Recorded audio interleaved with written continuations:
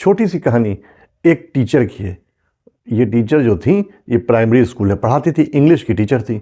एक दिन इन्होंने अपने क्लास में छोटे बच्चों से कहा कि बच्चों ऐसा है, आज मैं तुम्हारा सरप्राइज टेस्ट लूँगी और टेस्ट का जो टॉपिक होगा वो होगा माई विश, यानी मेरी ख्वाहिश, मेरी इच्छा। सब बच्चों ने टेस्ट करा, उसके बाद मैम ने कॉपी ली, सबकी कलेक्ट करी और कॉपी लेके घर आ गई। और घर में जब वो शाम को कॉपी चेक कर रही थी तो उसी कमरे में थोड़ी दूर पर उनके हस्बैंड बैठे थे, अपना मोबाइल चला रहे थे। वहीं उनके सास ससुर बैठे थे, सास अलग मोबाइल चला रही थी, ससुर अलग मोबाइल चला रहे थे। बड़ा सा कमरा था।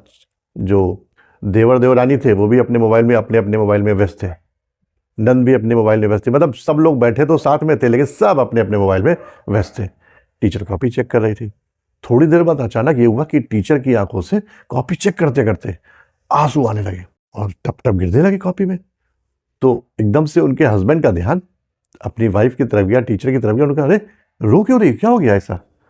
बोले कुछ नहीं, बस आज हमने बच्चों का टेस्ट लिया था स्कूल में और मेरा टॉपिक था माई विश, मेरी ख्वाहिश, और एक बच्चे ने ऐसा कुछ लिखा कि मेरी आंखों में रोना आ गया। तो हस्बैंड ने पूछा, अरे ऐसा क्या लिख दिया उसने? तब वो टीचर बोली कि मेरी ख्वाहिश है, मेरी विश है कि मोबाइल को हमारे घर से हटा दिया जाए, दूर बिल्कुल हटा दी जाए, किसी के पास मोबाइल ना रहे। कि मेरे घर में जब मैं स्कूल से आता हूँ तो बाबा दादी अपने मोबाइल में चिपके रहते हैं अलग अलग, चाचा चाची अलग चिपके रहते हैं अपने अपने मोबाइल में, बुआ हैं वो भी अपना मोबाइल चलाती रहती हैं, और मेरे पापा जब स्कूल से आते हैं, पापा मेरे टीचर हैं, जब स्कूल से आते हैं तो वो भी मोबाइल में सोशल मीडिया में व्यस्त हो जाते हैं। और मम्मी को जो वो भी टीचर हैं वो भी स्कूल में से जब घर आती हैं तो जब टाइम मिलता है तो वो भी मोबाइल चला लगती है। मैं सबसे बात करना चाहता हूँ लेकिन मुझसे कोई बात ही नहीं करता, सब अपने अपने मोबाइल में सोशल मीडिया में व्यस्त रहते हैं, तो मैं किससे बात करूँ? और उस बच्चे ने ये भी लिखा, अगर आप जादू जानती हो तो मुझे जादू सिखा दो ताकि मैं मोबाइल बन जाऊं।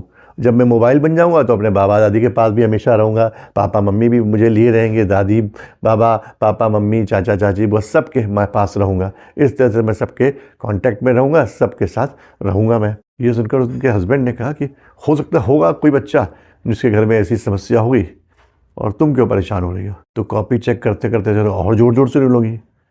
अब हस्बैंड पूछा, अरे भाई अब क्या हो गया, क्यों और रोना क्यों इतनी तेज शुरू कर दिया तुमने? तब वो बोली कि ये कोई बच्चा कोई और नहीं, अपना रोहन है, अपना बेटा रोहन है। ये छोटी सी कहानी इस टीचर और उसके बच्चे और हस्बैंड की नहीं है, बल्कि ये कहानी हमारी भी है, आपकी भी है।